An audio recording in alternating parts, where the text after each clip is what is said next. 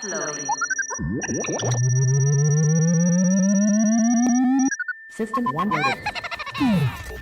Self-destruct sequence activated. I smell a smelly smeller that smells smelly.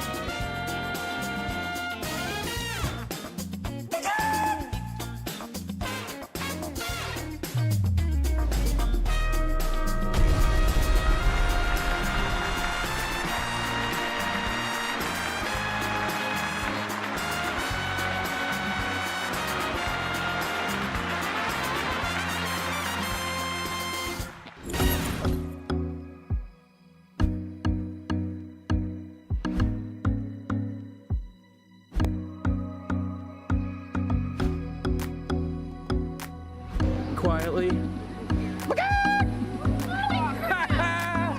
What's up? What are you doing here?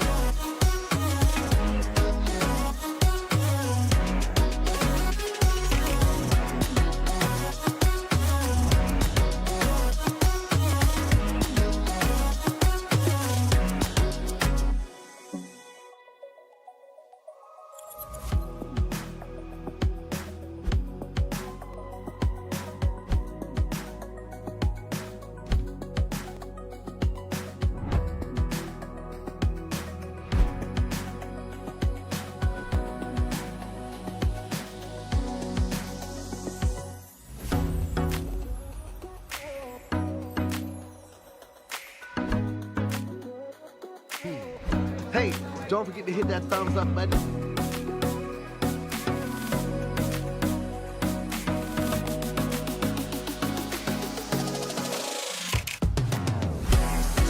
Stanley Rubenstein.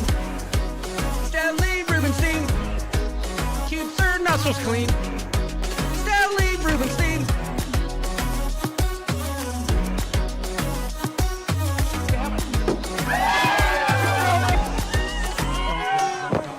Count of three. 1, 2,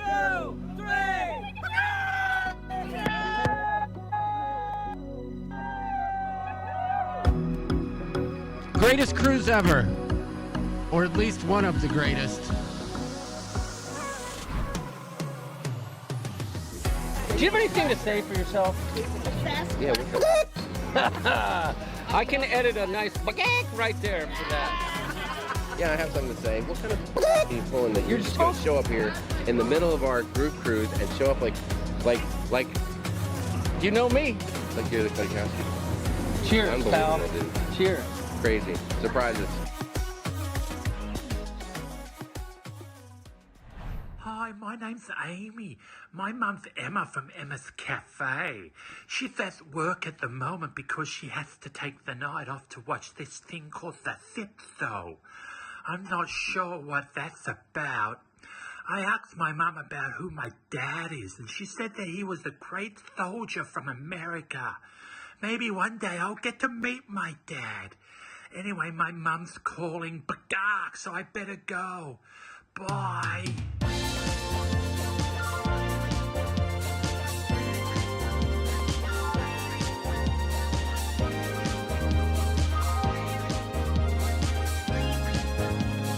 Stanley Rubenstein, Wittenberg, and Hammerstein, so Plix Wix!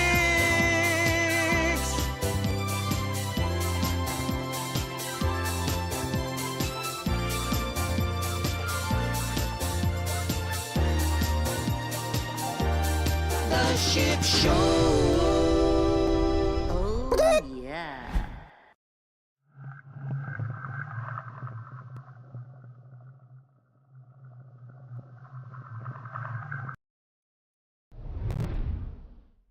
hey there, folks. It's the Rooster coming at you live and direct from Ship Show Studios. Alongside me here in St. Louis.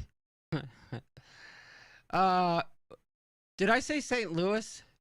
Yeah, a version, but good to be back. I think It's my homeboy Larry. it's been a while, hasn't it? I think that Stained said it best when they said, "It's been a while since you left me on the Norwegian Prima. It's been a while." All right. Enough of that.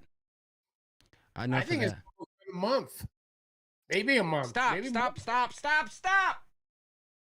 I know you don't understand, but we're live right now. Sorry, Larry. I'm being All right, I think because I was gone 3 and you were gone the one before that, so I think it's been over a month. I'm digging your new furniture, Larry. Yeah, Really warms the I place see up. that. I see that. It's They got me all choked up. yeah, it's very appropriate for our upcoming cruise here in March. Yeah, that is it's amazing when I started talking to people about their next group cruise, and most said the Coop cruise. Yes.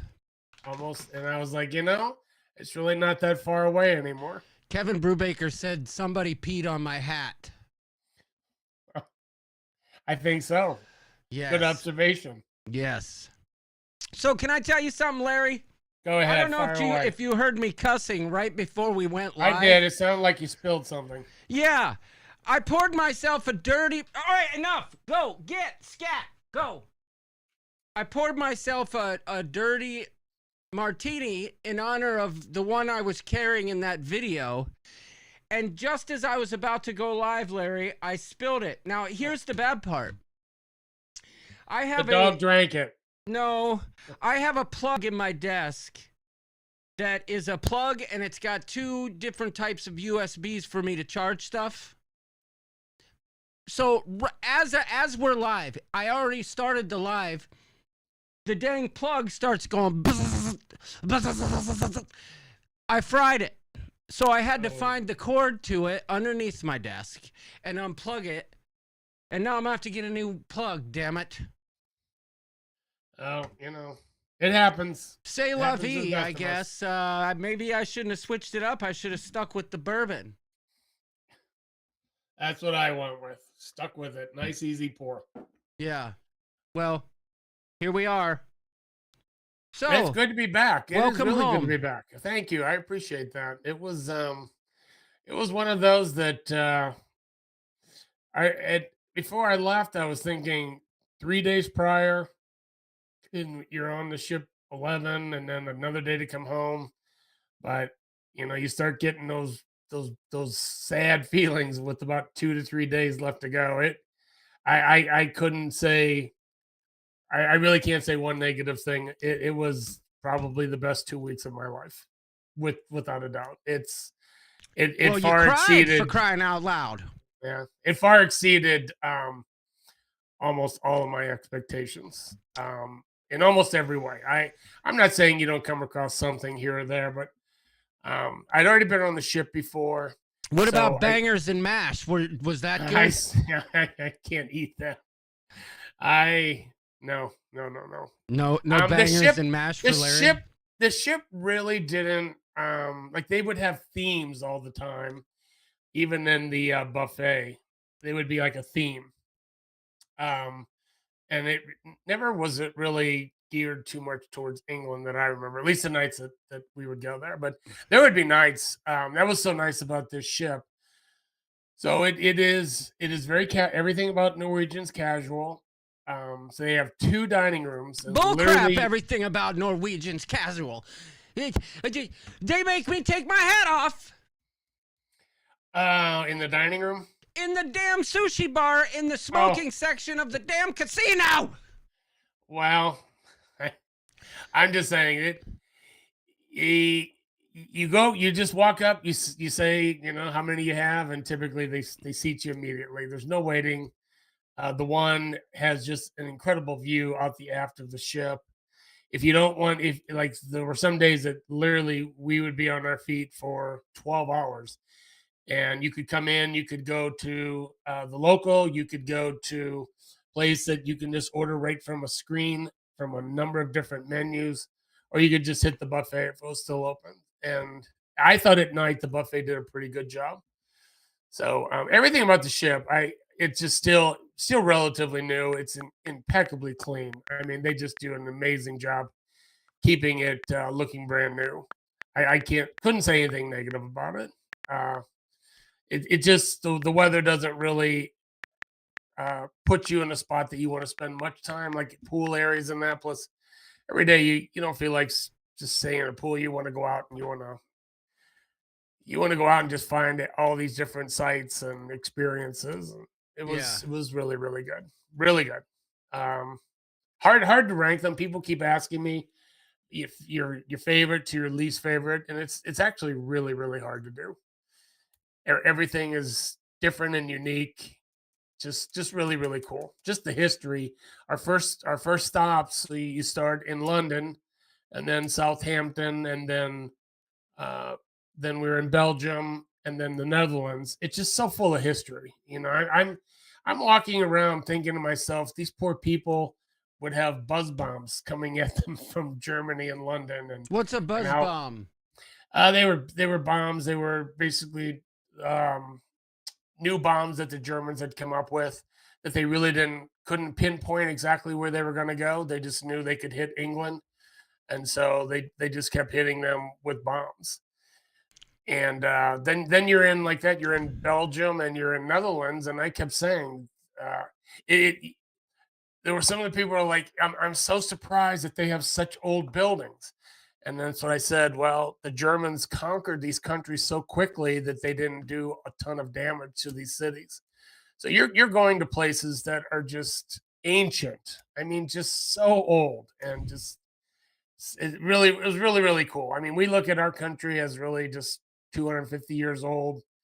Yeah. And I mean, I went to pubs that were 500 years old. It's like, Well, and a lot of them you went to, they had to be rebuilt after the Great Fire in London. Kevin So Brubaker says V1s weren't really rockets, but jet powered. Okay, so let me tell you something, Larry. Yep. And I'll tell you guys watching, because I do want to say hi to the peeps real quick. But there's a heavy nerd side to me, Larry. You know what I mean? Like lawn experiments maybe I picked up on it a little bit. Well, so I get into history when it comes to world wars and things like that. I have been I've done a deep dive lately into this documentary I've been watching about the Cold War on Netflix. If you haven't seen it, or if you're into that kind of thing, look it up on Netflix. It's a really good documentary, and it starts at the end of World War II, right about the time Lawn and Wars for John. Yes, right about the time that Hitler decided to off himself and his wife, before they got to the Eagle's Nest there. But speaking of the history of things, so as they start diving deeper into this, at one point, after the war was won, there was a lot of tension in Germany between Britain, United States, and Russia on how that was going to be divided up, right? And then the wall was built, and they literally tore down some of the most historic churches just to build the dang wall. And there's footage of these beautiful 200-year-old churches being torn down, all for the sake of nuclear war fear. Old men get into World War II and Civil War. Yes, I am old, but I mean, I find it fascinating. It's and that's what I was saying. So we were walking around. We must so we not went, be doing very good, Larry. What's that? What's that? We're not doing a good job right With? now. Because Well, I mean, I guess there's like 48 people watching, 9 thumbs up. Like, we're doing a terrible job. well, I'll try to pick up my game, but that's how I felt in London. So in London, I really researched it. I researched it a lot. I mean, I thought I knew something about London, but in actuality, I did not know much at all. Did you see any So- werewolves? No, I saw a lot of gargoyles. Oh, okay. I saw a lot of trolls later in the trip. So I planned it out really, really, really well. And when I go back through my pictures and we headed out of our hotel, everybody kind of went their own way. Some people would have a tour, someone to investigate, and I kind of wanted to do it on our own. And the hotel that Jamie and Sharon picked, I don't feel could have been in a better spot. It was in Kensington. It was right on the main road. That is such when a I- British name. Hello, Yeah. my name is Nigel Billingsworth from Kensington. Our road was Cromwell. We were at 100. How you doing, John Cromwell. Velosin? But I literally would, from our hotel, the first big thing was the Natural History Museum, and I said it's 0.3 miles. We'll walk it in 5 minutes. And then the Victoria and Albert Museum, it was like another 3.3 miles. And then we went to Harrods and then Buckingham Palace. We went to probably 17 of the big name things in London. And when we wound up going to the Shard. The Shard is this huge skyscraper all That made out sounds of glass. disgusting, Larry. Yeah, I told everybody in our Shard, group Shard, we got just it. sharded ourselves. But it overlooks the Tower of London and it overlooks the Tower of London Bridge. Unbelievable view. And so it's later and it's getting dark. This is the other thing. The whole trip it never gets dark. It's so bizarre. But I turned to Melissa and I said, do you have it in you to walk back down or to wait and go back down to the Tower of London Bridge, Tower Bridge, when it's all lit up? And finally she's like, I don't think I do. And I looked at my Fitbit and we had walked 17 miles. Yeah, We had walked Jamie told me that you're a dang superstar when it comes to the walking, but I'll get to that. Let's say hi real quick. Go ahead. Let me find some good music. Luna, I've had enough. I'll tell you what I like. I have a Oh, foot that's not the fetish. song I was I looking know I for. brought it on myself. Actually, I find food actually. That's not the song I'm looking for either, Larry. Let's see. Maybe this will do it. Is it this one? Nope. Not that one. Let's see. Let's find a good song.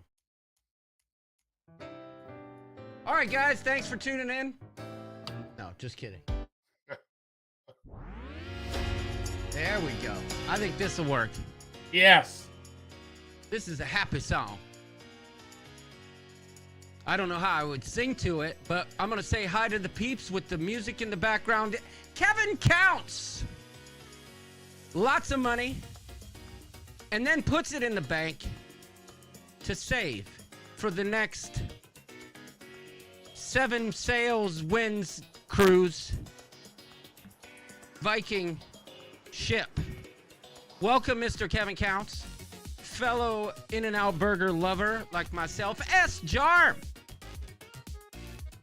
I thought I saw her. Am I wrong?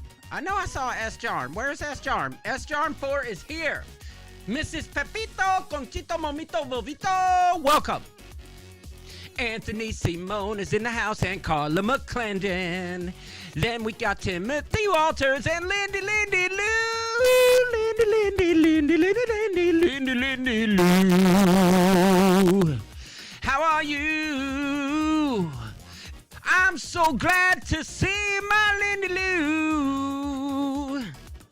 I know you miss me, girl. I know you missed the Larry. It's been like 3 weeks. Well, a month. Okay, whatever. It's been a while. Well, yeah, it is. But let's not forget, Crazy Cat Travelers in the place. Kimbo's Cruising CME Traveling. Welcome.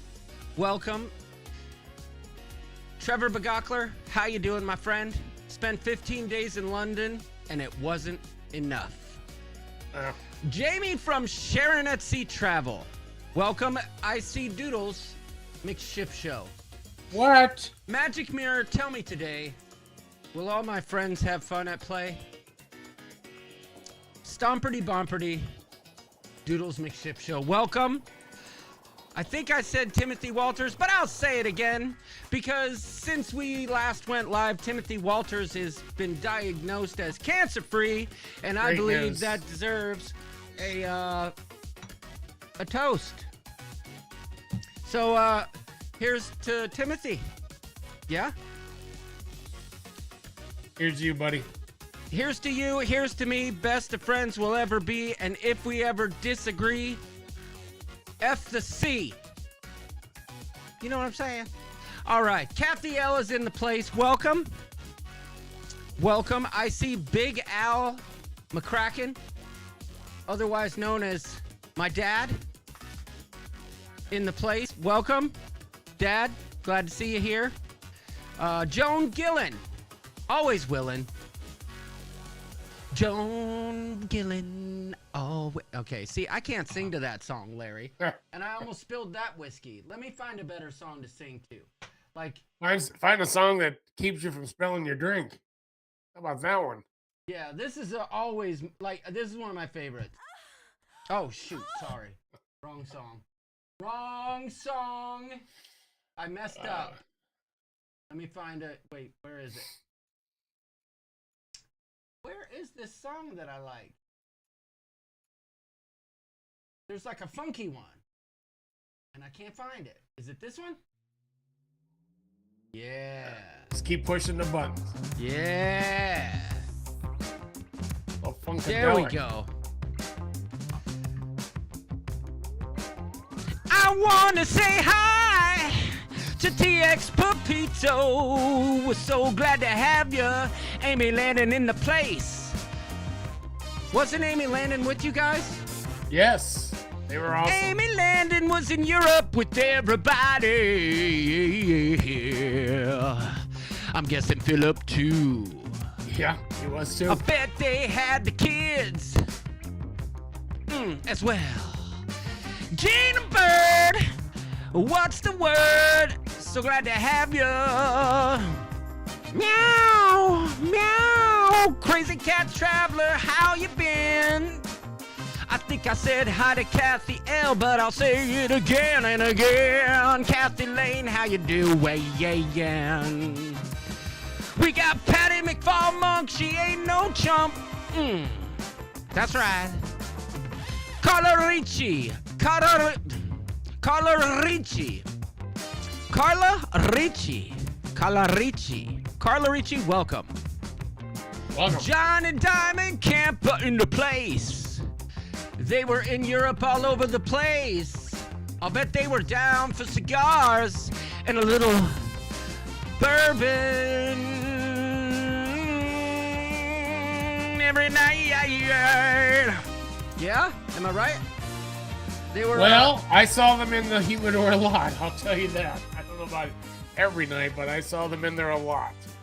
Wait a minute. The ship had a humidor? We'll get to that. Oh, yeah. That's why Norwegian went up on my list. Seven Empest.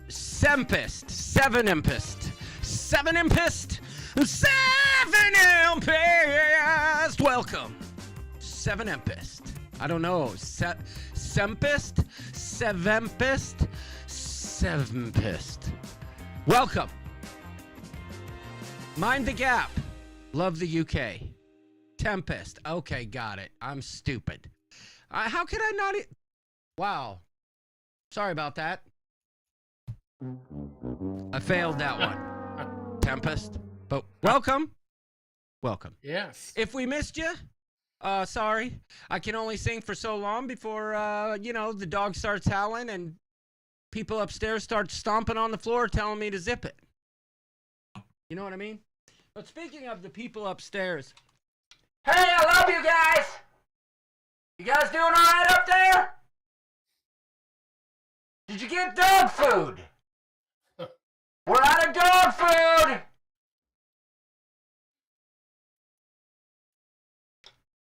Apparently they're not talking to me. I was like, Jamie Wilhite, hold on. I didn't ignore anything. Your name just didn't come because you probably hadn't commented in a while. Hold on. No. That's not gonna work.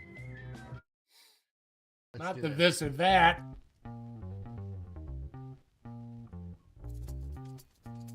Tempest is a song by Tool. It totally kicks butt. I did not know Kevin Counts was a Tool fan, as I am. Here we go. Jamie Wilhite was so glad to have you tonight. Jamie Wilhite. Hope you don't have any fright tonight. Uh-oh.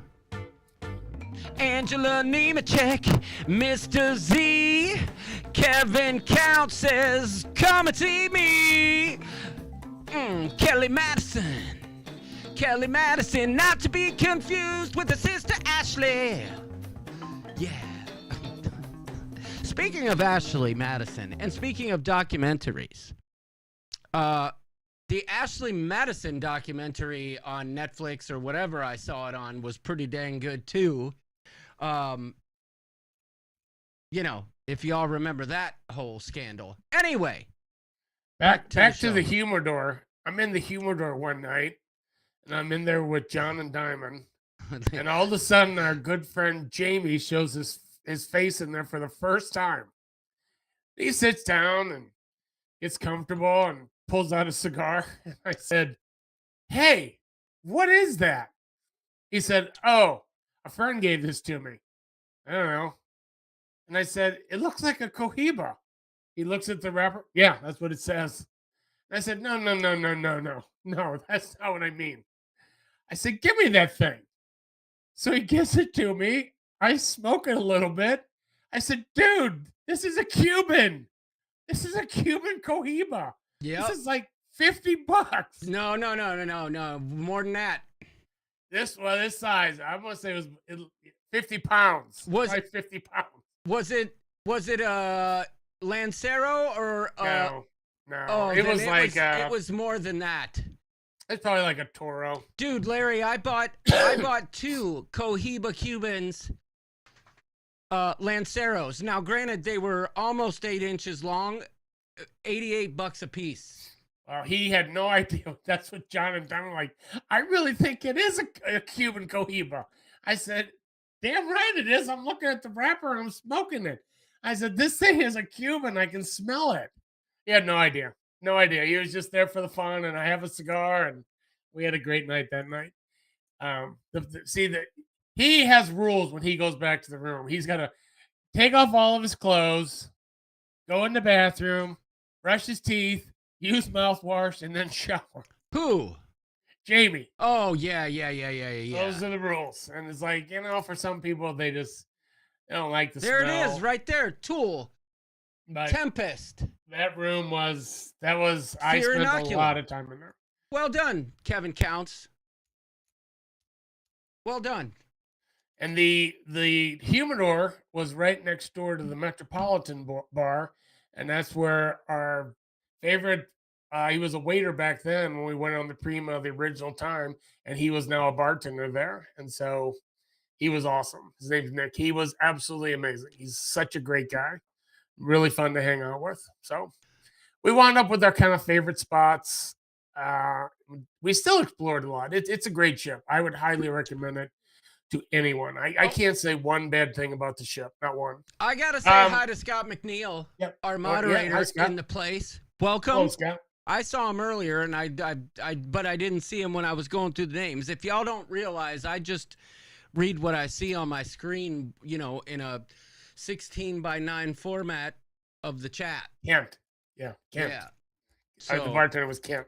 Kent, wait. Kent. He was our bartender at the Right. Metropolitan. Correct. And I do believe, if I'm not mistaken, Sir James Asmith. Did I say Asmith? I'm in work mode. Sir James Asmith had cruised with Kent prior. Fun fact. When we did the 5-night out of New York to Bermuda, he was a waiter then, and Yep. wherever we went, we ran into him, and he took care of us. And then Jamie and Sharon did another one on the Prima, but he was in the I can't remember. He was in a private part, and the Haven. And so they never saw him. John V says the smell of cigars makes him nauseous. Well, I can guess that John V won't be attending the Cigars Under the Stars event on the Coop Cruise, but that's okay. If you like it, you like it. Yeah. If you don't, you definitely don't. Typically, people can tolerate it outside way, way more than an inside room. Speaking of a certain type of cigar, Larry. Yes. I guess he's going to get us something. He's going to show us something. But then I will. Mr. John Campa will know exactly what this is because he's a member of a certain group that I'm a member of. Okay? Hey, knock it off. I got myself 10 of these bad boys. They are the Heritage Cabanas. Wink, wink, nudge, nudge, wink, wink, nudge, nudge. The Heritage Cabanas. 10 of them. I'm ready to golf with these bad boys. Larry, I have a huge... Oh, no, John, I haven't tried it yet. They just showed up yesterday. I have a big, big, big golf tournament, like Ryder Cup style, coming up with York's college buddies.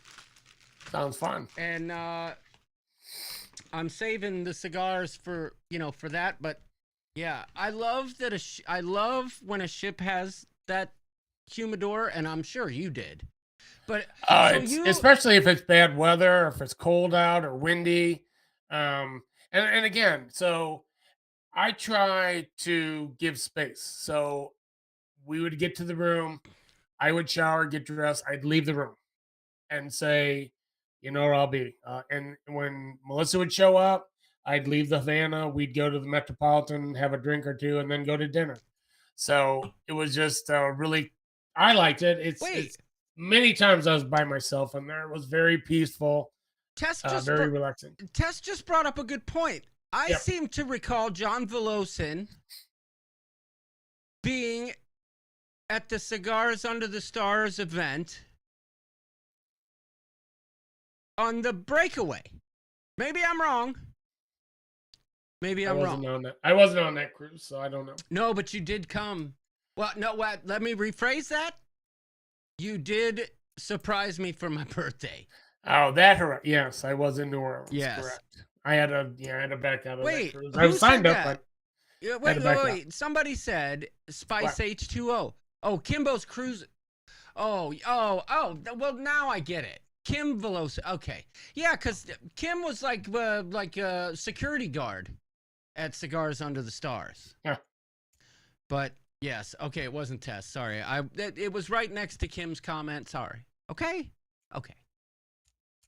Yes, I was on the breakaway. I sat at the bar and watched your camera equipment. Yes, I know, and I felt so bad because I was like, "Are you sure? Like, can I just leave it here?" And I thought it was Kim that did most of the watching, but okay.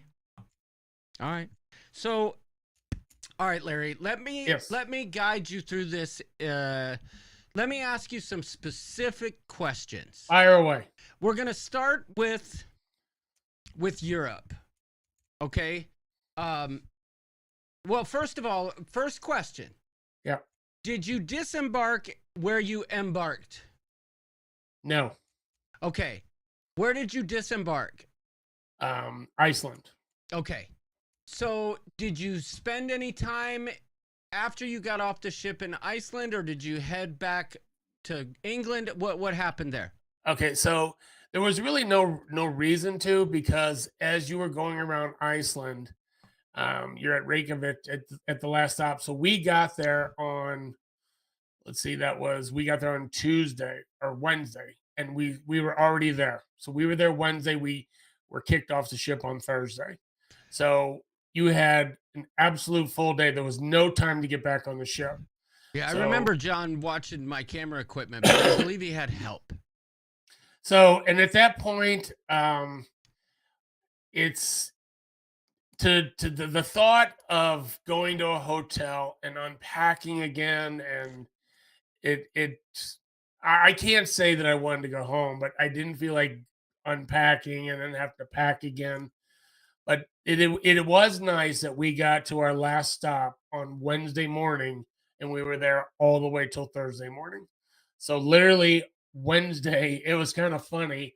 We went to the one main dining room, and they sat us in the very back again. I'm like, oh, this is gonna be perfect spot again. Melissa's like, oh yeah, this is great for sail away. We're right in the aft. And after about 30 minutes, I said, oh yeah, we don't leave the port tonight. We're here. This is all we're gonna see. We're not like, you keep forgetting. It's rare when you're at a port overnight. Yeah, I know. But there was really, in our opinion, there was no need to do that. We'd already been Okay. gone 14 days. So when the cruise is over, we then headed to the airport. Can you confirm this question, Larry? Confirm what? Is it true that Iceland is green and Greenland is icy? Okay, so Iceland is not. I didn't know. I had a perception about it before we went, but then I started investigating and I realized that a lot of it is pretty barren.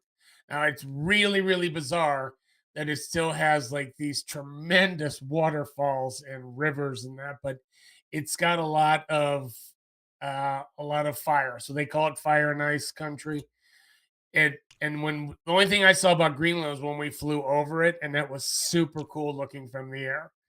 But Okay. yes, that is pretty correct. Iceland is a lot of lava, but their lava is different than like Hawaii on the Big That's Island. what Kevin just said. Kevin Brubaker said Iceland is quite volcanic. Yes, but they have vegetation that grows on the lava rock. Where when Okay. you go to like the Big Island in Hawaii, you see black everywhere. So Well, that was the really cool thing about Iceland. They had stuff, I don't know really what it was, but it would be stuff growing over the top of it, so it still had a green appearance. But I mean, it's got an ongoing volcano. We were hoping we'd be able to see it, but it has an ongoing volcano as we speak. Oh. So Yes. Kevin Counts has a question. Yep. How was disembarkation and getting to Chachki Airport in Reykjavik? Piece I've of heard cake. that it's difficult to get transportation to the airport from the cruise terminal, and we are doing this cruise next year. Yes, Kevin Counts, we're very aware that you're doing that cruise next year because you're doing it instead of the Coop Out of cruise. Coop. So, yeah, Larry, don't answer that question. Yeah. No, I'm just kidding. So I will say this: our flight wasn't until 4:00. So again, Wait. We just had a super awesome comment. Sorry. Yep. Go ahead, fire away. If I can find it. Oh, goodness gracious. I can't find it, Larry. Oh, I found it. Ready? All right, I'm ready. Super awesome comment. Oh, boy. That didn't work out very well, did it? Let me try that again. Super awesome comment. Super awesome comment. There we go. Okay. Super All right, awesome so comment. the super awesome comment was I heard Romania that is very Romania volcanic. Is very volcanic. Well I done. just saw it. I Well- just saw that. Well done. I knew that's what you were going to be talking about. Philip Landon says Flybus runs regular buses which can hold luggage from city center to airport in Reykjavik. Yes, there's a lot of options. I will just say our experience was our flight wasn't until 4. We had to fly from Iceland to Minneapolis. We were on with the Birds and Jamie, Sharon, Matthew. So I'm like, why rush to the airport? So literally, when we got off the ship, we saw Jamie and Sharon in line for a taxi, and I'm like, our goal was to be the last ones off, and he's like, it looks like you came pretty close. I mean, literally, they're like, okay, all passengers can now disembark. So we came out, we stood in the taxi line. We did not put our luggage out the night before, which made it a little bit cumbersome. We don't travel like my good friends John and Diamond. I hate to get off topic, but John and Diamond came with a carry-on and a backpack. That's it. Oh, I thought you were talking about me, where if I was on that trip, I would have had two carry-ons and 3 backpacks. We had 3 full suitcases, a carry-on suitcase, a backpack, and then another like backpack. Well, we had to buy another suitcase to come home. Did you give me any souvenirs, Larry? Yeah, yes, of course I did. Yeah. Yes. So when we got off the ship, we were in line for the taxi, and I mean it was a fairly good line, but it moved, and we got a taxi. We were at the airport in like no time, and it was simple. It was like now I think by waiting later, a lot of the crowd had gone and was already dispersed. Well, I mean, I doubt the Uber scene in Iceland is big, but hey, Larry, Alfred Inglesby, a little bit off topic. Yeah. But he says that Chef's Table on Princess is the bomb, and I believe him. I've seen videos about it. Oh, there he is, Keith Williams. Glad to see you, buddy. Hey, Keith. I see you. So I my only recommendation, anybody that's going to do this cruise, is that you do it the way Sharon set it up. You start in London and you end in Iceland. Well, how do you know if you start in Iceland and end in London? It's every other week. It's every other week. So right. When you look at the dates, you'll see where it's cruising from. No, but I'm saying maybe it's better if you leave from Iceland. I don't agree. Why is that? Well, by the time you get to London, I don't think you're going to want to check into a hotel and unpack again. And good point. Great point. So I was perfectly happy ending in Iceland with that overnight and then heading home. And to be quite honest with you, leaving 3 days early, because we left Wednesday. Our flight from St. Louis to New York was like 10:30, and then we had to go from LaGuardia to JFK, so we had to get in a taxi and do that, which is fine to kill time. Our flight that night wasn't until like 11 o'clock. So we spent all day, and then we left at 11. We got in at like 11. And so you're pretty tired. You're definitely pretty tired. I was able to sleep some on the plane, but you're still tired. So when we got to London, Jamie and Matthew, they were great at navigating the tube. We took the tube right to our hotel. It was like a block away from the tube. We were able to check in our hotel fairly quickly, took a nap, and then ventured out. So in London, we only had a day and a half. But I mean, I think we really took advantage of the time we had there. Well, you obviously didn't take enough advantage because, I mean, the one thing you want to see when you go to London is a werewolf. Well, yes, we did not see the werewolves of London. And I did sing it a few times when I was walking down. Jet lag is it's way harder when you get back. Okay, so it wasn't bad going there. It's not as bad going, but then each time we would go, we kept losing an hour. So when we got to London, we were 5 hour different. When we got to parts of Norway, we were 7 hours different. Yep. So when you get home and it's 11 o'clock, it feels like 5 or 6 o'clock in the morning. So the jet lag coming home, I thought it was way worse than going. And going, you're so hyped up that like that we took a nap. We headed out to the Kensington area. We saw tons of cool stuff there. We're probably in bed by like 10:30, and then I felt pretty well rested when we got up for our full day in London. It's just so hard to describe. All I could say is if you've never been to any of these places, I would highly, highly recommend it.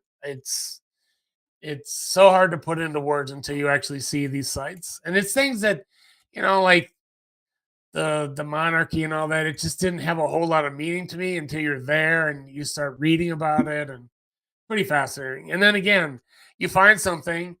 Melissa's like, what's this great big monument? And I said, that's Admiral Nelson. He won the Battle of Trafalgar that defeated France, and he was a hero. And she's like, okay, that's kind of cool. Like, was it like World War II? And I'm like, no. Oh, no. yeah. It's just they go so far back. I mean, Matthew was talking about being at the grave of the Duke of Wellington. He defeated Napoleon. It's like, it's just so not only did he bizarre. defeat Napoleon, but I mean, let's not forget the steak. But anyway, we got a super chat from Kimbo's Cruising, and it's almost, quite honestly, it's almost a super awesome comment, because she says, my Inti Ernets, oh boy, now it went up. My Inti Ernetsucks looking forward to the plebe act bagak. So her internet sucks. She's looking forward to the playback. But if you look at her actual super chat, that's how bad her internet is. And that is proof positive. Thank you so much for the super chat. I was playing, Thank you. I was That's playing nice. a system error there. But thank you for the super chat. Thank you so much. So it looks like Gina came home. I came home with cruise crud. It's rare when I come home without something, but the very last night. Sorry, Larry. Esteban, Yeah. internationally I was acclaimed giving her one guitar more video. virtuoso, Oh, it's a celebrated maestro. around the globe. And today, Esteban is here to share with you the gift Hard of not to give a guitar. super chat if you get Maestro. Yeah. Yep. Thank you for the super chat. We appreciate it.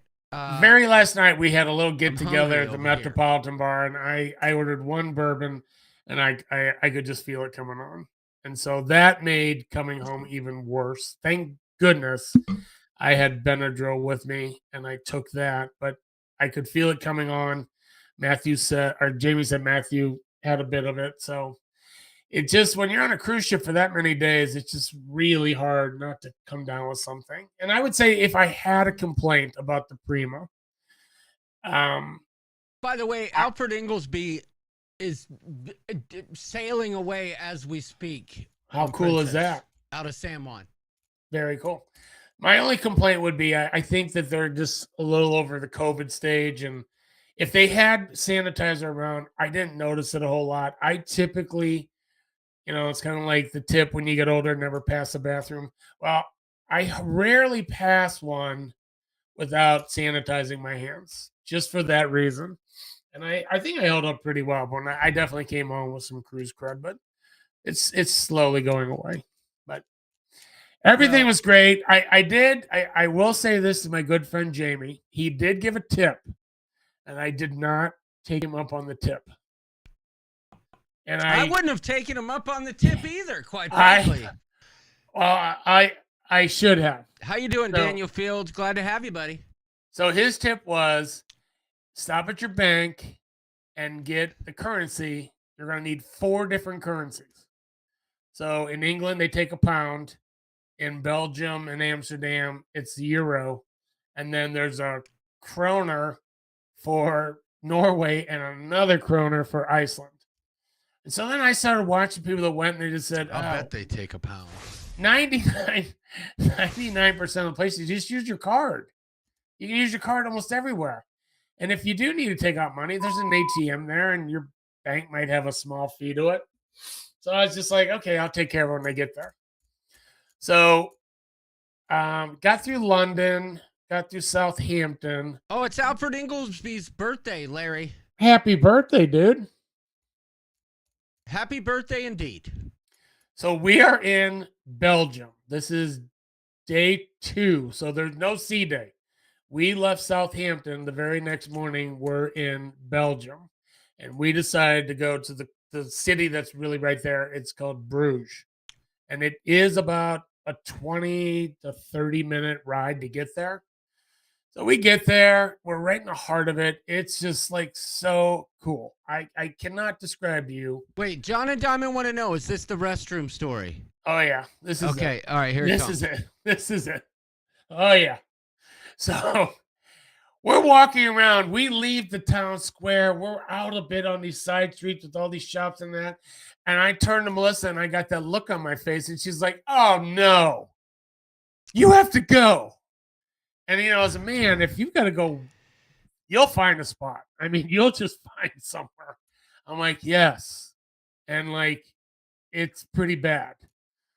So she pulls out her phone. She's trying to investigate it.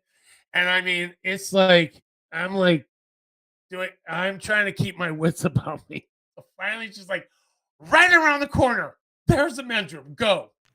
I get up there.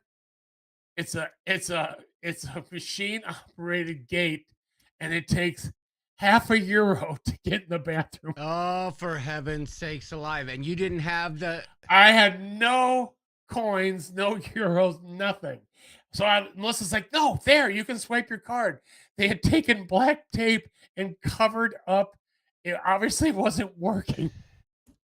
So I hate you get to that state of euphoria, like I'm about to go, and then like That's your hopes are euphoric to you? your hopes are dashed.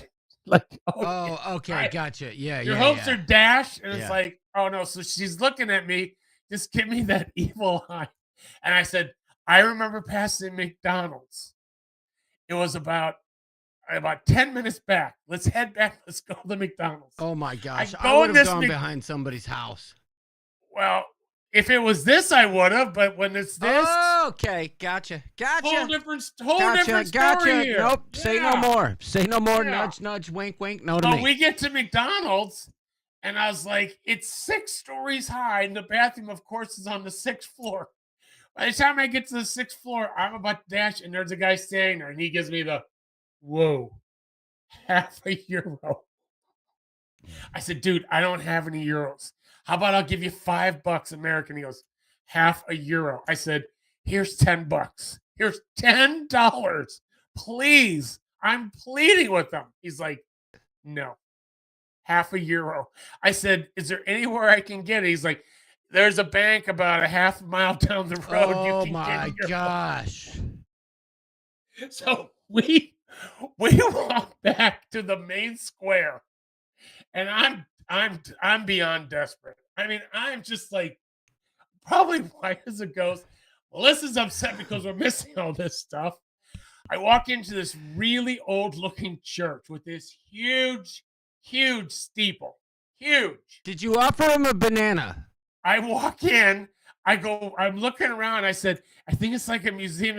I walk up to the counter and I said to the lady, do you have a bathroom? She's like, we do. Now here's the situation. €0.50. You have to take a tour, and this is what the tour consists of. And she pulls out this great big brochure. This is phase 1 of the tour. You're going to go back to the Middle Ages and the Renaissance days. And then this is phase 2. I'm finally just like, please just tell me how much this tour costs. She's like, €30. I said, we'll take 2. Now, how do I get in the bathroom? So, €60 to mainly go to the bathroom. You spent 600 times what you should have. Well, 300, 400. The place was cool though. The place 3,000 was cool. times. The place was really cool. You go up this little winding staircase. I thought I was gonna drop dead a couple times to get to the very top with an amazing view. And then they had a beer garden on like the 5th floor. That's my kind of tour. That overlooked the whole square. And it was all Belgian beer. Nothing else. It was Sue just all O'Connor Belgian. says when you got to pee, you'll do anything. But hey, I did want to give a shout out to Garrett. He's in the place. And I don't know if anybody noticed, but I'm drinking out of my new koozie that my beloved daughter Caitlin sent me with my hopeful name for my grandchild coming soon to a theater near you, Papa Gawk. I have a koozie. It only holds Michelob Ultras or Trulies or things of that sort. But I bought Michelob Ultras in honor of baby Lloyd. Very cool. Very cool gift. Yep. All right, Larry, another question. Yeah, fire away. Okay, so I'm not going to get into the dumb stuff like the room steward. Everybody's been down that road. But Yep. Number 2 in a church is priceless, says my dad. That's what we call a holy ship. Okay. Anyway, I digress. Larry. It was the best 60 euros I'd ever spent, I'll tell you that. Yes. Well, I'll take your word for it. So, Which is about ports, $75. Of all the, okay. Nancy Fields, how are you? I see you in the chat Nancy. now. Hello. Glad to see you. I think Daniel's here as well. Right? I almost got in trouble with Nancy Fields because I didn't say hello. I just saw her name just now. Hi, Nancy. Good to see you're feeling better. Yeah. Very good to see you're feeling better. I did notice Daniel was there because I thought I saw a comment earlier where he said he was late, but Tessa Almond said it was a tithing. All right, enough of that. That's sacrilegious. But welcome to Nancy Fields, Daniel Fields. Okay, Larry. Your question. Do you feel there was value with the, exchange of money before the cost of what you were doing, in the ports? Or would you say it was more expensive than what you might find on a typical cruise? Like what are we talking here? Is it the excursions are expensive? Like there's compared to the Caribbean, like they're more expensive than Alaska. Like, okay, so like, what would, if you had to put a number on it, like, is $100 per person? You're not going to get anything. Okay, that's what I thought. Okay. No, Yep. no. I'll just tell you what. I mean, some of these excursions, the one on in the last day in Iceland, it was 8.5 hours. 8.5 hours. It was tremendous, and it was like for the two of us, it was like $450, and I thought it was an absolute awesome value. I mean, we saw so many different things, and when it was over, we were not in a bus. We were like in a big van. When it was over, our driver said, anybody that wants to go downtown, I'll drive them downtown. He said, just let me know. And we were the only ones that did it. So what was the most expensive place? That's a hard one. Norway, Iceland, they're just all expensive. They just are. But I thought in London to me was not as expensive as I thought it was going to be. And you because we walked so much, this is what I loved about all the places we went to when we walked. And I mean, you don't walk in Norway, you hike. In Norway and Iceland, we hiked when we could. But in the other cities, you're out exploring. And so the thing I liked about having it planned out was when we'd get tired, we'd find a pub and we'd go in and sit down for 20 minutes and have a beer, and then just kind of move on. So when I'd get a beer, I'd be like, 2.16, 2 pints, and it was like $9. It's like, okay, so what was the average temperature, would you say, like on a hot day? Our first 3 days, it was low 80s. Okay, Amsterdam was hot. Amsterdam got up to about 83 or 84, and it was hot. So it wasn't like when we were on Bromania in what was it, Grand Cayman? When it was like 95. No.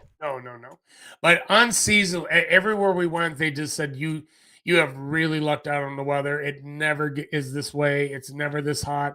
I mean, 3 days in London and it didn't rain once, not one time. John and Diamond said a basic sightseeing tour started at 179. Okay, that's good. That's information that we need. All right. So, And again, I have to recommend everybody, you have to investigate on your own. The same tour, if we spent $400 on a tour, if you'd have done that through the ship, it would have been $600. yeah, I mean, it was absurdly more expensive. I believe that because they got to get their cut of it. Yep. Yeah, but I mean, they really put a big cut in for themselves. So, can I ask you this? Did you Yeah. try any local? So, I'm sure in it, because I think in some of the ports you stayed late, somewhat later than normal. Yes. Of all the ports that you went to, what was some of the best food locally that you had, and why? See, it's hard to tell this to people, but when we cruise, we don't eat that much. We don't eat that much at all. So you're not so you didn't have an icicle in Iceland? No, I don't even know what that is. Really? No. You didn't have a greenie weenie in Greenland? Well, we weren't in Greenland, but I Oh. did have a reindeer dog. I did have a reindeer dog in that was is that Belgium? Or no, that was in Norway. In Norway, they're big on reindeer there. They're big on reindeer. They're big on whale. I And heard they so- like to eat narwhals in Norway. How They was eat that? a lot of. Did you try that? No. We just don't eat that much. We walk around and we just don't eat that much. It's. I know it sounds bizarre, but Yes, Tess. I it's just a I joke. can't walk 17 miles in a day, but and be eating the whole time. So we would like go into a pub, and like the one time they had these brisket and cheddar cheese balls, and they were fabulous. And Cheesy balls are always good. this was with brisket in it, and there was Ooh. 8 of them, and that's like all we ate until we almost got back to the ship. Pepito says he's just paying attention, or he's trying to keep up with all these this or that questions because he knows they're going to come up later. Good point. That's a Kevin good point. Brubaker wants to know, is it true that in Europe there's a sandwich in every beer? Basically saying they're so thick and hearty that it's like a sandwich. So you definitely have all those options. So what I really like to do is when you go into a pub, All right, go. and that's really the first that's in London, Bruges, and then Amsterdam. And then there were places in some of the others, but they would have all their taps all lined up with the colorful things. And like we were in Southampton the night before the cruise, and we found us 2 really cool places. The last one was actually called Titanic, and they had a three they were kids. They couldn't have been more than 20, and they were rocking the place. I mean, it was so amazing. And all of a sudden, this kind of long-haired guy looked like he was half stoned with a beer, comes up to Jamie, and he's like, "You guys having a good time?" Jamie's like, "Yes." Oh, Why? he was He the goes, owner, I'm the wasn't he? owner. I'm Yes, the owner I of the heard this place. story, yes. Yeah. And we didn't want to leave. We were having so much fun. It was absolutely awesome. But when you would be there, you'd kind of look over the different beer, and I mean, I knew a lot like Amstel Light, Heineken Light. You can find all that stuff. What was that one beer you posted a picture of? Like probably from Krell? Gull. Yeah. Gull. I kept saying Gull. Is it That good? was an Iceland beer. It was very good. And then I had Boli. Boli was an Iceland beer. It was very good. I did have a couple like Smiths, the heavy stuff. I'm like, I have to have one. Yeah, I like the Smithwicks. Yeah, so I did have a couple of those, but typically, yeah, we would just stop just to rest a little bit and then just kind of get on the go again. Well, So can I the ask you first this? night, the second night when we were in London, no, it was the first night. I take it back. We're in the Kensington area, and we went to this pub called Churchill Arms. It was so cool. It was the outside of it was covered with flowers. It was really, really cool. And then on the way back, we stopped at this goat. It was called Goat Tavern. And I'm like, I got to get a fish and chip while we're in London. And I mean, it was like this big. I can only eat like half of it. Someone asked if that was good. Well, unfortunately, it gave me acid reflux that night, but it was very good. It was very good. I just kind of looked upon it that I was more into like trying the delicacy things in Amsterdam than having like these Well, fine meals. when Speaking we were of in the other trying spot. the finer things of Amsterdam, I was curious. I did have a question about that. Yeah. Did you happen to stop at the red light district? We didn't stop, but we walked through it about 4 times. Yeah. Was it like they say, like people The drapes were open. Yes, they were open. and they're just standing there? Yes. Or sitting in a chair looking right at you. Yes. And what do you do when they look at you? It wasn't like I was gonna get many attention because they didn't deserve any, I'll tell you that. Okay, so okay. Melissa was like, it is true.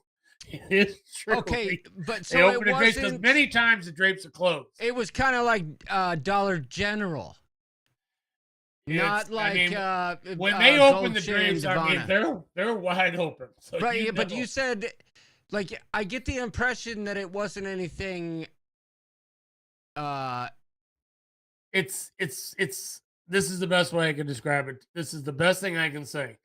We went to the Netherlands, and when we got to the I've been Netherlands, to the Netherlands a few times. Oh, sorry. okay, so we got to the Netherlands, and we docked in Amsterdam.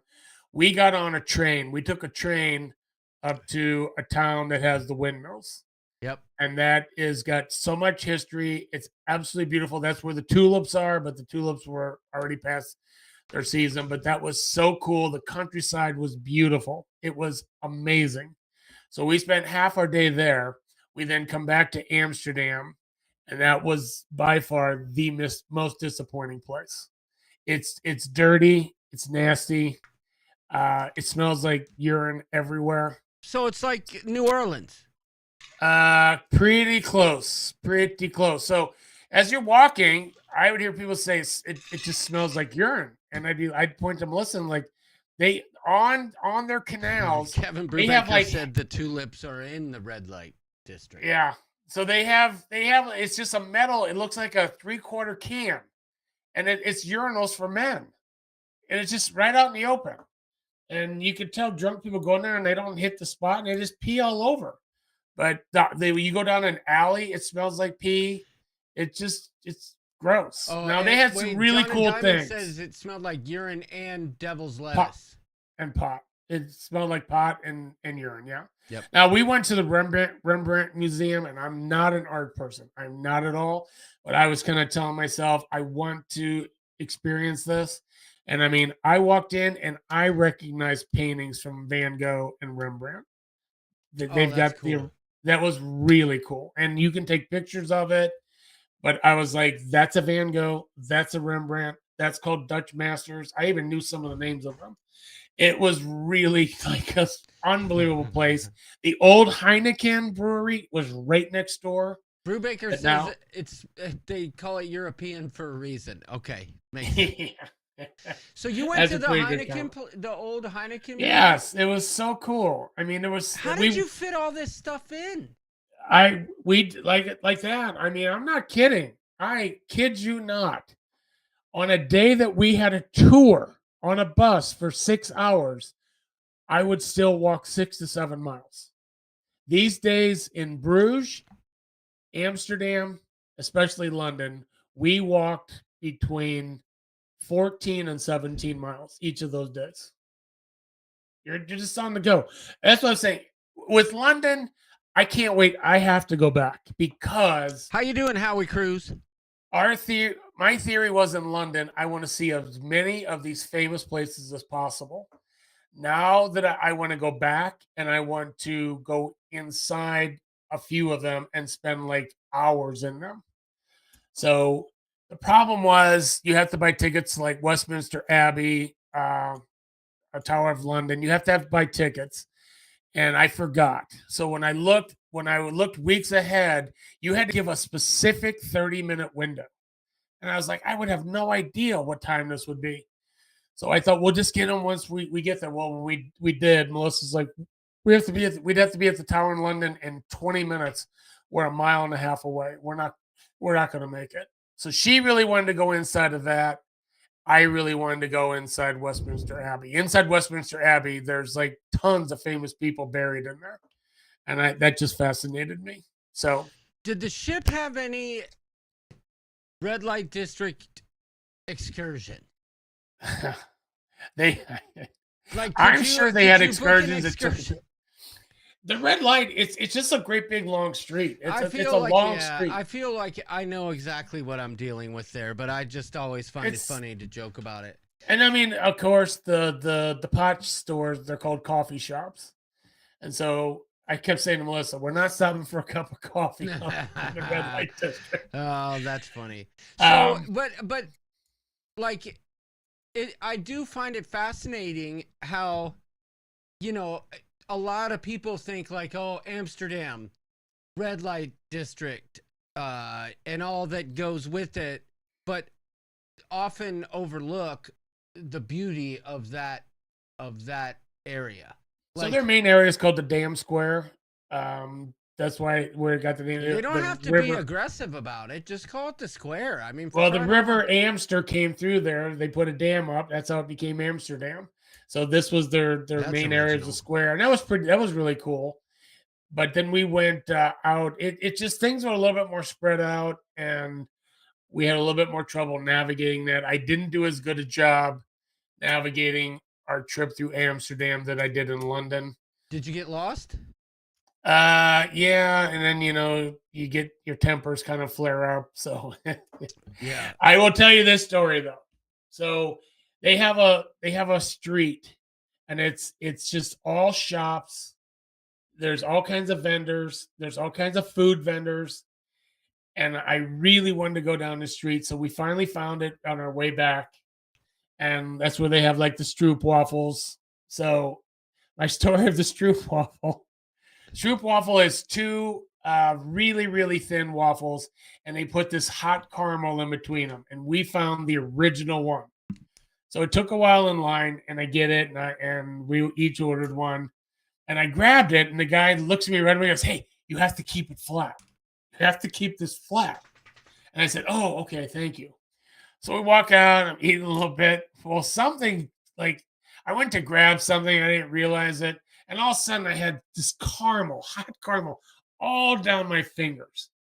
And like Melissa's like, "Here's a napkin of water." I'm like, "This is like getting Gorilla glue off your fingers.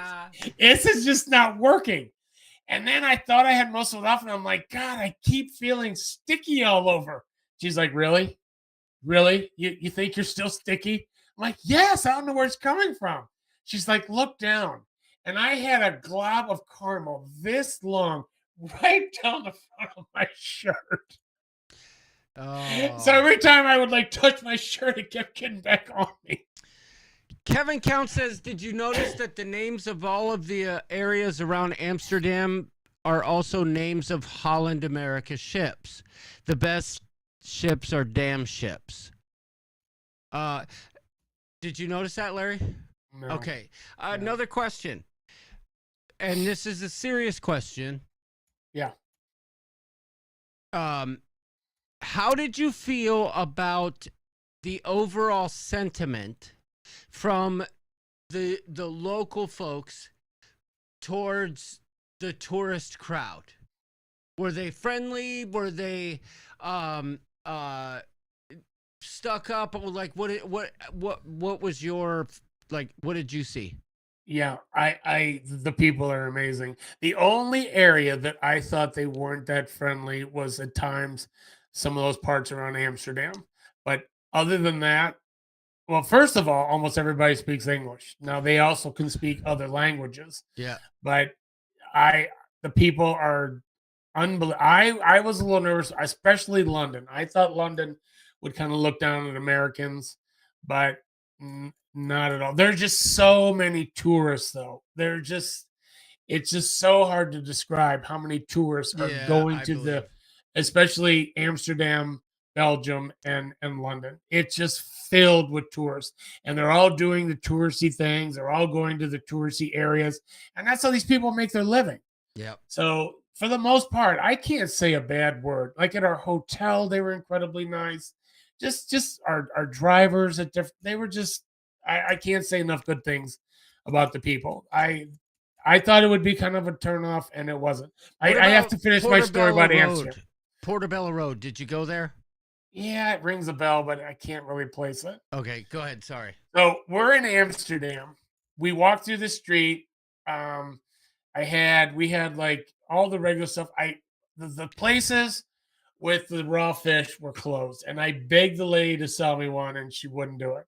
Oh, the one that's really gross. The raw herring you hold upside down. Yeah. We didn't plan it out well. This was our last stop. They were already all closing up. So we're walking, and I said to Melissa, I just looked up. We can get an Uber for $28 to take us back to the port. She's like, it's a mile. We've walked this much. It's a mile. We can do another mile. I mean, at this point, my feet hurt. My feet really hurt. Yeah, I'm but like, you okay. can walk. Of all Yeah, the people I know, you can walk. Yeah. So, I mean, the one day we hit 42,000 steps, and I could have kept going. Anyway, I said to Melissa, okay, we're going to gut this out. Now, I'm carrying the backpack the whole time, and every time we buy stuff in that, it's going in the backpack. You're So basically a mule. My back is soaking wet. It's, but I'm finally, we had a couple tiffs and we got over that and just said, let's just move forward. And we did. We're back to having a great time. So finally I said, how far away are we? She's like, half a mile. I said, okay, we have to be on board at 5:30. It's 4:30. I have not had a Heineken in a bar in Amsterdam yet. She's like, there's one right there. Great big sign. Looked really cool. Walked in. I swear it was a dad and like his two daughters that worked it. They were the friendliest people in the world. And I said, I have to have a Heineken before I leave Amsterdam. So they're laughing. They're talking to us and that. So we finish them. Melissa's like, okay, it's 10 to 5. We better get going. So we start walking. And I'm like, I don't see the ship. She's like, oh boy. I put our destination as the city center. That's where we took the train. She's like, sakes alive. She's like, we still have another 1.2 miles. Oh my gosh. So I bet you paid. So you overpaid to pee, and you probably. No, at this point where we were, it's like, I don't know if we could have gotten an Uber. And so we got on the ship at 5:27. Yes. 5:27. I walked up to workers and I said, we got our money's worth, right? Oh my gosh. Larry, a peer runner?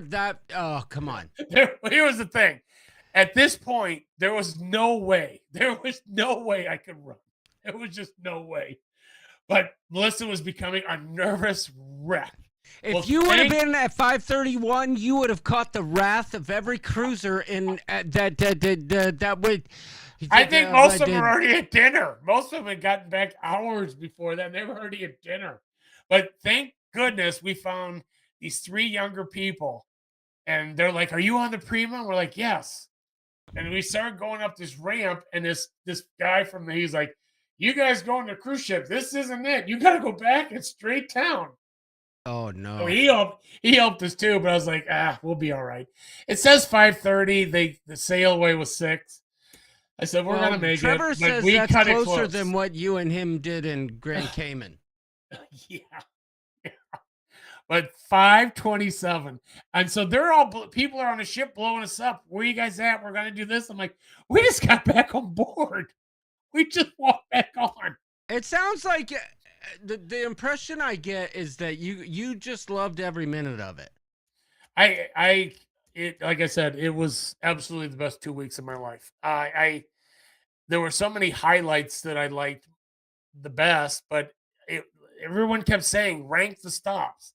Like, that's just so hard to do. We had one stop in Iceland, one that was not. It's not ready for cruise ships. It's just not.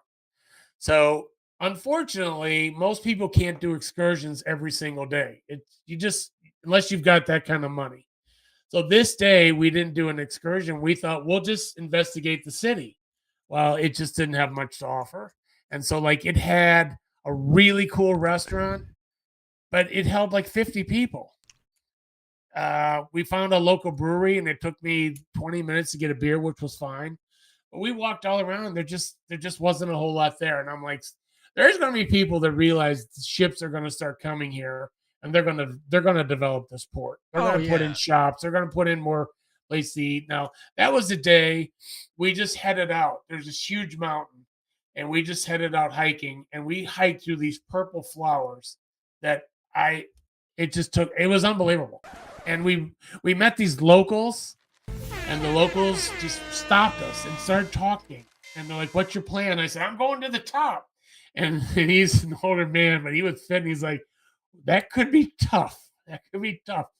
And I'm looking, we made it up a little bit, not even close to the top. And then they pointed out Iceland doesn't have a lot of trees. So they're like, we go and hike through the woods. It's very beautiful there. And so we went up this as far as we could go, came back down, headed through those purple flowers. We go to the forest, and there we meet them again. And they were like so happy that we took their advice to walk through these woods. It was everything was cool. Everything was just it was really cool that our first 4 days had so much history to it, and then after that it became just all about nature. Yeah. So like I like the history stuff the best. Melissa likes the nature stuff the best. But we both enjoyed every parts of it. It was I would do this cruise again in a heartbeat. Timothy Walters wants to know, is this the best cruise you've ever been on? Without a doubt. Oh, wow. Without a doubt. Number 8. Issa Fijor. If Issa Fijor is what Larry's talking about, definitely room for improvement at that town. But we had great beer and good food. Yes, that was it. Yeah. Brandoline94 says, us folks with ADHD don't understand the concept of early. Fist bump to you, girl. Fist bump to you. That's why I have Admiral's Club. It gets her to the airport early so we can relax beforehand. Well, Larry, listen. Here's my thoughts on this. Yeah. I feel like there's so much more to say about this. And I don't want to rush it because I think like you have pages of notes. Am I right? Oh yeah. Yeah. Yeah. Like I want to I don't want to cover all the bases in one show. Plus, if I'm being perfectly honest, my in-laws are coming tomorrow.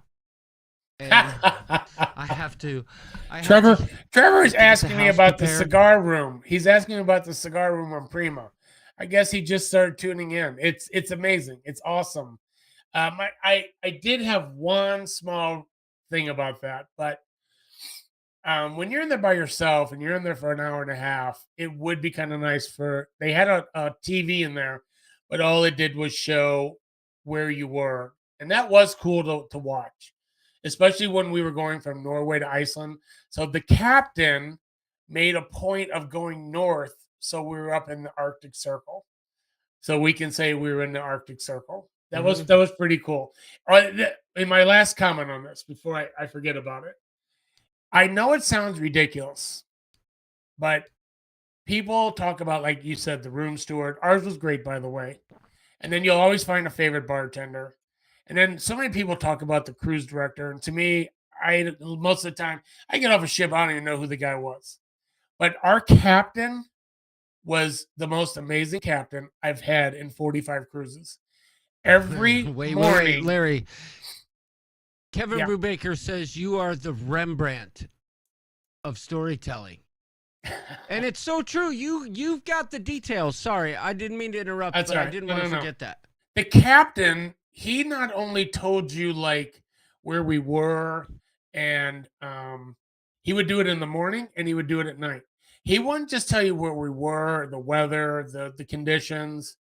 And that was the other thing. It was really, really smooth, which was really rare. That was going to be another one of my questions. Really smooth. Like, no, a couple of times, days, you kind of felt yourself swaying. But he would say, like the one day, we're going through these fjords. I know it's early, but try to be outside or on your balcony from 6 to 8 a.m. You won't want to miss it. And he would go in great detail about what you were going to see. And he would do that about all the different places that we'd be going to. He was really good. I like right off the bat after one I ran into John and Diamond. John's like, I love this captain. I love the information he gives us and how he tells us things to look out for. And he was great. He was really, really good.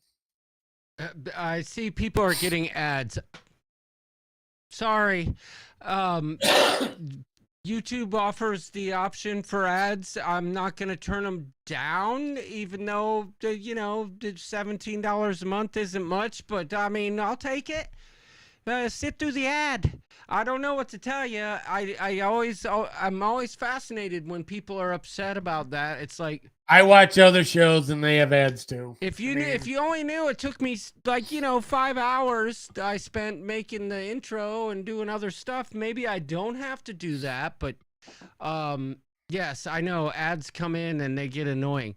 I don't have that issue because years ago I paid for a thing that made the ads not happen for me. It's like $20 a month and I haven't figured out how to turn it off. Yeah, no, Brandoline, I know exactly what you're saying because it came up on both devices, but I saw more comments too. I'm surprised that it would come up on both devices, but I'm okay with it. I'm here to tell you, if an ad pops up, I'm okay with it. Because I'm going to make 5 cents. No, I'm lying. I'm not going to make any money. To be honest with you, Larry, most of our live streams are deemed inappropriate. Yeah, it's not eligible. Hey, you said the one month we made $7.50 and I said $7.50 is pretty good and you're like $7.50, chief. Yeah. I mean, I watch a lot of live streams and I see where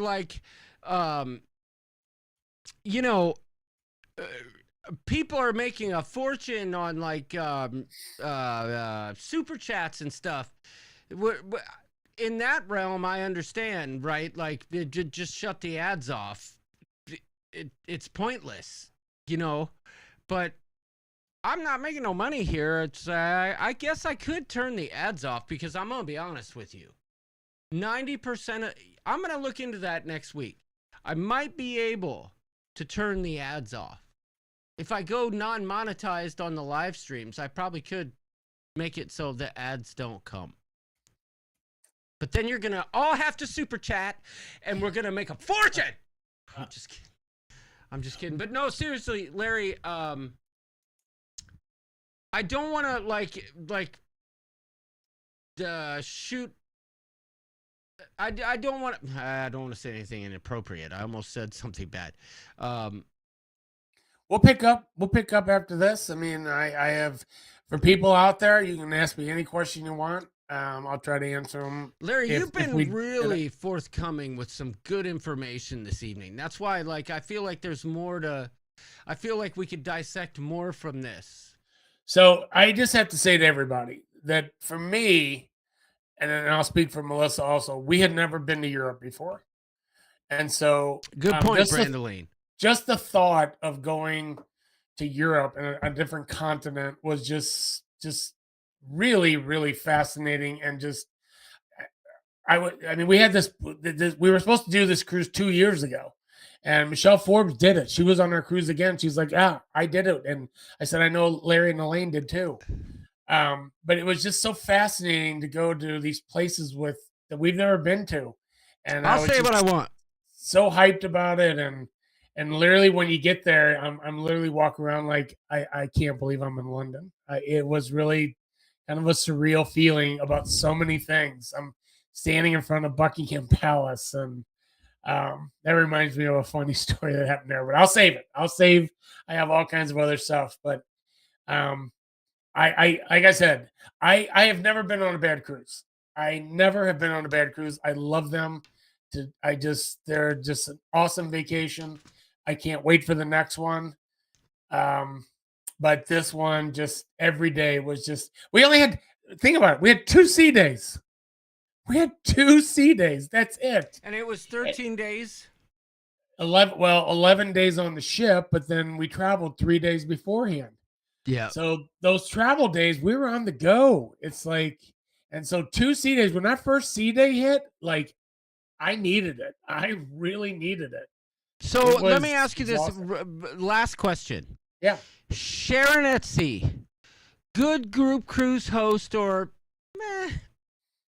They're the best. They're just the best. They are so good at putting things together. If you want to, they're good about saying, Yep. "Hey, people, we're gonna do a get together here. We're gonna have a drink here." Kind of let people have their space if they want it. They're not overbearing by any means whatsoever.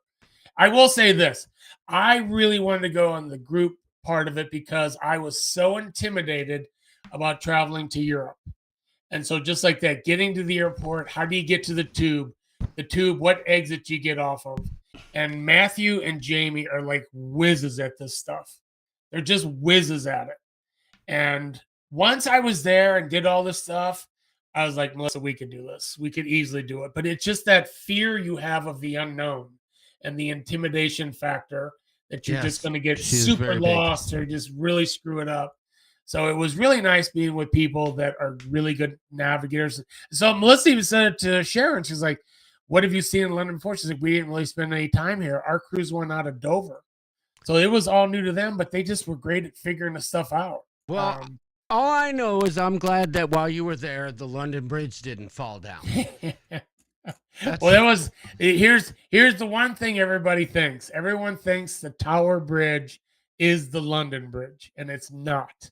The London Bridge is the most boring looking thing in the world. The Tower Bridge is the coolest thing I've ever seen. It is just spectacular. But Crazy that's Cat biggest Traveler, I see you.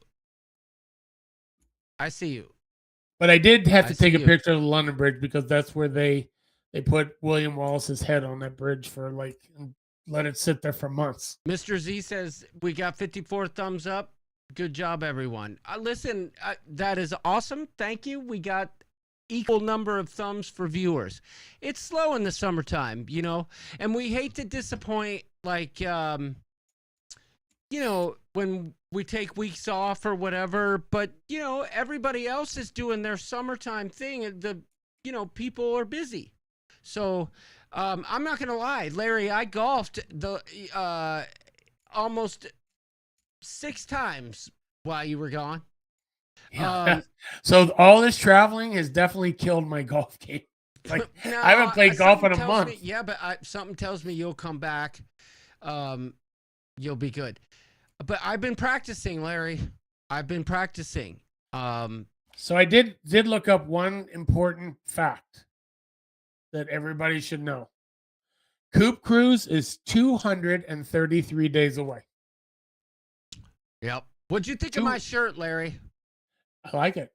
Do you? I like it. I've heard from certain people that I'm not even going to acknowledge it. What I'm going to say is the shirt that I posted in the Facebook group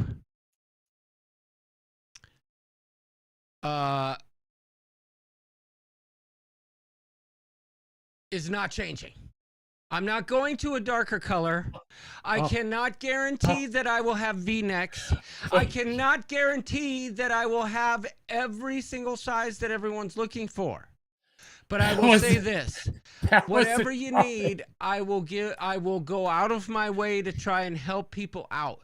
But when it comes to the merch game, unless I just slap a logo on a white t-shirt and stick it on a V-neck, I can't do all that. And you know me, I like to go overboard. I don't care what anybody says. I think that Coop Cruise shirt is hot fire.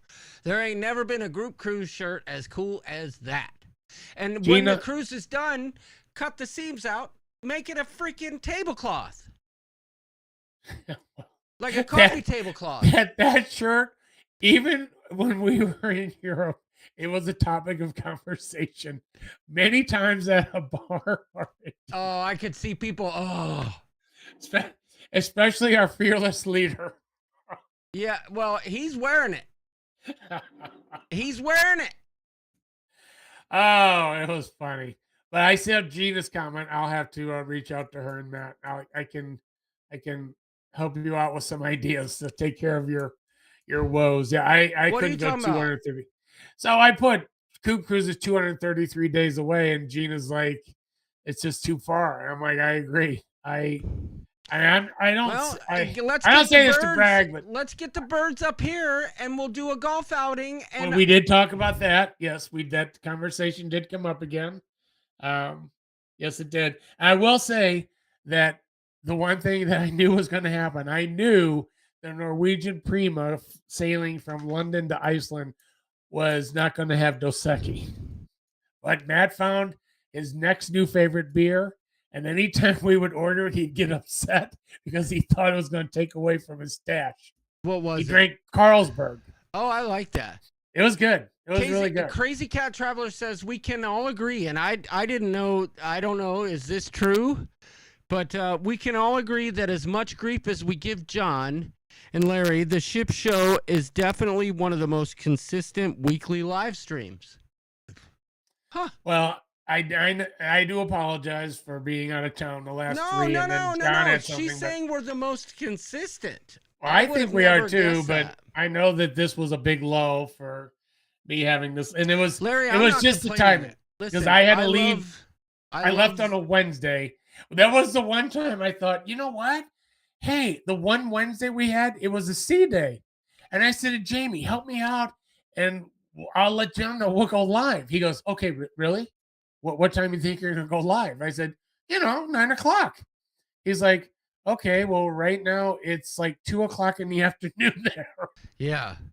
And if you're going to go 9:00 here, what are you going to do at like 4:00 in the morning? It's like, oh, yeah, that big time difference. Well, here's the thing.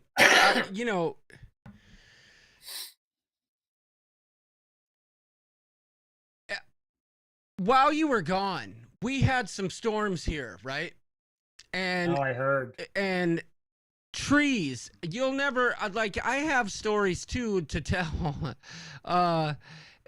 So last week I'm golfing on Sunday, and I had a really good round going. I think I shot a 41 on the front, and I was tracking for like a 40 on the back, maybe a 41. But either way, very good. I was doing well, and then I get a call. Well, first I get a text from a neighbor saying, "Hey, there's a tree in your front yard that's leaning against 3 other trees that is a safety hazard for the neighborhood. It could fall on someone." And I'm on the 15th hole. I'm like, okay, this can wait. And then all of a sudden I get a notification on my phone, and it's a member of our homeowners association, which I'm actively part of the group trying to defund them. Our homeowners associate anyway. He's standing there in front of my Ring doorbell camera. Hello? Hey, we have an emergency. I know you're in there. In the woods. It's gonna fall down in the street. We need to call a service. And Larry, I'm not kidding. I sent a text message. I was like, don't you dare call a service. I will take care of it myself. I come home, and I called some of my connections at work. I said, look, we got a problem. It wasn't a problem. But anyway, some people I work with, they brought a bucket truck to my house. I took the bucket truck, went up in the bucket truck. There was a big, like 80-foot tree that tipped over and was leaning into 2 other trees. There is no possibility whatsoever that it would have fallen into the road and hit anyone. The worst damage it could have done was hitting a squirrel in the middle of the woods. But anyway, I cut down the tree. And I actually had to cut down like 4 trees because it knocked over the other trees that it was leaning on. Meanwhile, I'm getting the backhanded comments from people in the neighborhood of the 4 trees that I took care of in an instant, within an hour and a half, about getting. Do you know how hard it is as one man to clean up 4 80-foot trees? Do you know how hard that is? I got people telling me, hey, these people are about to sell their house. We need to get this cleaned up. How about you clean up your lips and zip it? But I will tell you this, Larry, I'm in shape. Like, I'm pulling all these trees. Look at me. I'm like buff all of a sudden. Whoa. I don't even know what it is. Whoa. You know you want some of that, ladies. Yeah. Dang. Look at that. Look at the roof. Thunder and lightning. The beach is that way. But anyway, Larry, I digress. My in-laws are coming tomorrow, and then I have to pack. We are going to Mackinac Island this weekend. Oh, as a family. Talk about beautiful country. Yeah. Yep. Oh, by the way, real quick before we go, as a matter of fact, let's just do this. Update for those of you who were following along on the lawn. I sprayed some stripes in the Facebook group. If you saw it, you saw it. If you didn't, you're probably not a member of the Facebook group, or you silenced us and you just don't check in very often. But I can't give an update on that because it rained like a monsoon that night, and it spread all that fertilizer that I sprayed in stripes. Very green, but you can't see the delineation. So I apologize for that. Alrighty. Wow, you have never mentioned Mackinac Island? Well, I don't know why I would. Mackinac Island is like the first part of the UP, I think. I don't know. Yeah, they're known for their fudge. It's a beautiful area. It's absolutely beautiful. Yeah, there's no cars, and it smells like horse pee. That's what I know. But we're going. So, a reminder, as of July 24, if going to Aruba, you will need to have a completed embarkation and disembarkation card. Okay. Interesting. Good to know. Larry, great information. You really break it down well, and I love it. And I feel like anybody who watches this really got some good information for people who are like, on the fence about European cruises. I will tell you this, Larry. On your sail away day, my wife got a serious case of FOMO. I heard. And now she wants to book the next one. So I'm not letting It's up to us, Larry. We gotta talk to Sharon at sea. We gotta make sure that the dates work.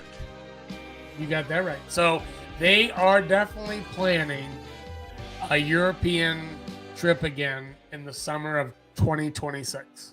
Yes, I've heard. Oh, 2026? 2026. So I talked to Sharon about it, and she just said a lot of the cruise lines have not put out their itineraries yet, that it may have to wait till fall. But she is definitely working on it. She's looking at it. They are going to do another one. She needs to look into booking several guys for a certain celebrity cruise in May next year. But we'll talk about that later. Listen. All right. It's good to be back. Thanks for everybody for tuning in. Good to see you all. It's time. Looking forward to next week. If you have questions, put them together. Ask me next week. I'll try to answer everything I can. Thanks for tuning in, everybody. Don't take any wooden nickels, and bagak.